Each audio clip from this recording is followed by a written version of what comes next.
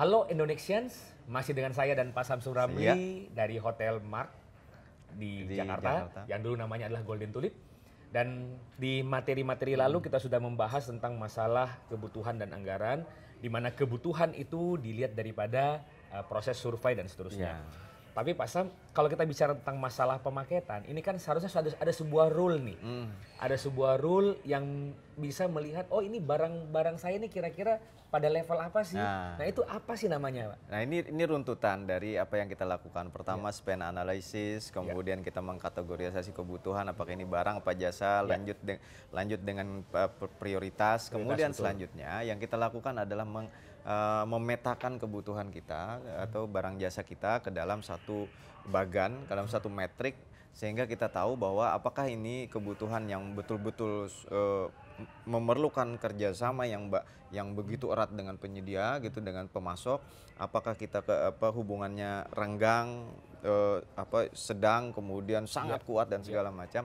Itu kemudian disebut dengan kita membangun satu model supply positioning model. Jadi yang disebut dengan supply positioning model itu adalah keterkaitan, keterkaitan antara pengeluaran organisasi atas pembelian barang atau jasa dan pengaruhnya terhadap sifat kebutuhan barang atau jasa tersebut. Secara sederhananya adalah kita memetakan kebutuhan kita ini berada pada kuadran yang mana.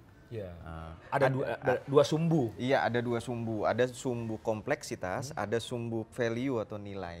Ini mungkin masuk ke dalam impact atau risiko. Iya. Yang ini adalah nilai pengadaannya. Nah, kompleksitas itu terdiri dari risiko, opportunity, gitu, kemudian dampaknya. Nah, jadi tiga ini yang menjadi indikator. Kemudian di bawahnya itu besaran nilainya. Nah, apa manfaatnya sih kita sampai harus memetakan dalam dengan bentuk seperti SPM itu, kita akan menciptakan satu sistem yang membantu efisiensi belanja kita. Efisiensi belanja belanja. Karena kita bisa melihat yang mana yang kira-kira volumenya banyak, risikonya kecil, akan berbeda daripada volumenya besar, risikonya besar. Mana yang ternyata begitu kita lihat kelihatannya kecil-kecil, begitu dikumpulkan, dikonsolidasikan, ternyata dampaknya besar. Nah, gitu. Sehingga akan mempengaruhi strategi pengadaan nantinya. Betul. Termasuk juga menentukan bagaimana kita menganggarkannya, apa dianggarkan sekarang atau dianggarkan nanti. Betul. Gitu. Dan kita juga kalau misalnya kita mau beli banyak dengan beli sedikit, negosiasinya kita. Kalau kita ke toko mau beli apa? Mau beli 1, dengan ke toko mau beli 10. Pasti berbeda harga yang kita dapatkan. Apalagi kalau kita katakan mau beli tokonya. Itu bisa terjadi loh. Bisa terjadi. Misalkan kayak contoh kayak ada sebuah perusahaan yang ketika mengkonsolidasikan kebutuhannya, dia memang nggak punya uang dulu. Tapi dia begitu mengkonsolidasikan kebutuhannya, mereka ini kami kebutuhan segini nih. Kamu bisa jadi partner kami seperti apa. Berarti langsung akuisisi bisa sekalian gitu. Bisa sekali. Itu di private memang seperti itu. Jadi itulah fungsinya kalau di private itu, bahwa pengadaan barang jasa itu menjadi profit center, bukan menjadi cost center. Nah itu penting sekali. Profit center bukan menjadi cost center. Nah di sisi lain kalau kita kembali kepada yang tadi namanya supply positioning model, ini kan dipetakan berdasarkan dua nih, sumbu X dan sumbu Y gitu kan, sumbu Y, di mana biaya yang ini adalah impact-nya. Nah kemudian tadi Pak Samsul mengatakan dibagi menjadi kuadran ini kan. Nah setidaknya ada 4 kuadran. Secara sederhana 4 kuadran. Tapi kalau kita kembangkan lagi ini akan menjadi beberapa metriknya, beberapa kuadran. Tapi sederhananya, pertama kuadran yang paling sederhana itu adalah ketika barang jasa itu ketika kelompokkan ternyata ini barang jasa yang kompleksitasnya rendah. Buat organisasi juga nggak penting-penting banget gitu ya, nggak penting-penting banget, substitusinya banyak gitu. Kemudian dari sisi nilai juga kecil. Nah ini disebut dengan kuadran rutin. Jadi kuadran pertama itu adalah kuadran rutin. Nah ini yang paling sederhana dulu paling rutin. Di mana kuadran rutin ini nilainya kecil, impactnya kecil juga bagi organisasi. Nah kalau di organisasi publik kemudian kita mengenal yang rutin ini dalam bahasa namanya paket atau barang jasa supply kecil. Supply kecil, ini untuk yang publik ya? Ini publik di pemerintahan, di pengadaan barang jasa pemerintahan. Tapi kalau yang di private kita kenal namanya rutin. Rutin item.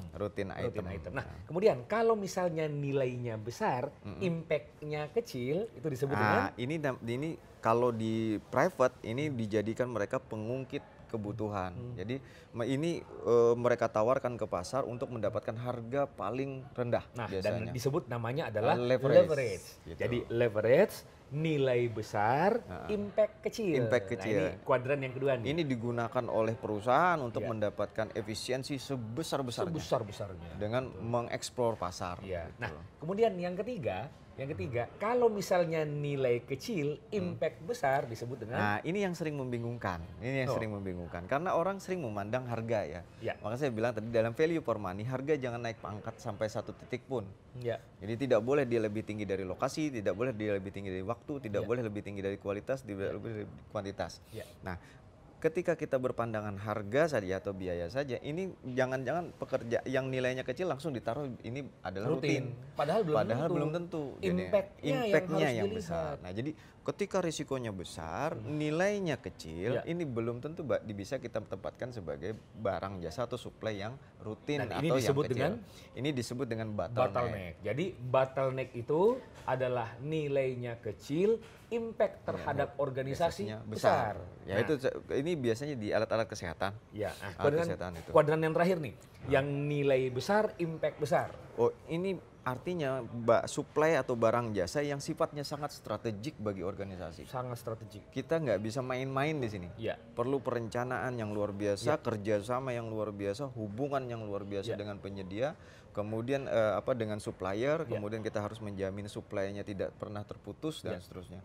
Ini namanya critical strategic. Ini disebut dengan critical strategic. Jadi rekan-rekan, kalau kita melihat daripada supply positioning model, pada prinsipnya dapat dibagi menjadi 4 kuadran yang bersumbu dengan sumbu X dan Y, di mana ini adalah harga atau biaya. Kemudian yang naik ini adalah impact. Impact. Nah, dari ini akan ada 4 kuadran, yaitu rutin, leverage, bottleneck, critical. Sederhananya, rutin item, nilai kecil, impact kecil. Contohnya apa? Kertas. Tapi bukan bagi tempat mesin fotokopi. Bisa, bagi mesin fotokopi. Kertas untuk hal yang sehari-hari. Sangat tergantung daripada organisasi pengadaannya, organisasinya. Kemudian yang kedua adalah leverage. Leverage itu adalah risikonya atau impactnya kecil, nilainya besar. Contohnya, misalnya adalah komputer, laptop, PC dan seterusnya. Nilai besar, tapi kalau tidak ada, masih ada mesin ketik. Masih ada mesin ketik. Tapi jangan lupa, laptop ini kalau misalnya digunakan untuk seperti call center, yang merupakan alat kerja utama, bukan di leverage lagi, jangan-jangan di critical. Makanya jangan hanya dilihat dari barangnya saja. Kembali lagi, organisasinya. Kebutuhan daripada organisasinya. Yang ketiga adalah bottleneck. Bottleneck itu nilainya kecil, tapi impact-nya besar. Contoh yang paling sederhana adalah baut. Loh, kok bisa baut? Betul. Loh, kalau baut itu ada di alat CT scan. Nah, ini positioning ini yang harus kita pahami betul. Begitu baut di alat CT scan, mungkin harganya cuma 1 juta 2 juta karena baut khusus gitu kan. Tapi tanpa baut ini menyebabkan peralatan tersebut tidak bisa bekerja. Betul. Dan yang terakhir adalah critical. Critical atau critical strategic adalah nilainya besar, impact-nya besar. Contoh, bagi kantor-kantor Kominfo atau yang memiliki pelayanan untuk IT, server. Iya, betul. Coba tuh. Kalau di perusahaan publik gitu ya, di badan lembaga organisasi publik itu biasanya konstruksi. Konstruksi bangunan gedung. Itu sudah masuk ke dalam kategori critical strategic. Nah, dari supply positioning model inilah nanti kita bisa masuk ke tahapan-tahapan berikutnya. Bagaimana cara pengadaannya, cara pemilihan penyedianya, bahkan sebagai cara perikatannya. Betul, kita menentukan bagaimana perikatan dengan supplier, dengan penyedia kita. Nah, jadi tolong pahami baik-baik supply positioning model ini, karena ini adalah pondasi bagi para tahapan-tahapan pengadaan yang seterusnya. Demikian, saya Khalid Mustafa. Saya Samsul Ramli, salam pengadaan. Nanti kita arahkan ke ini.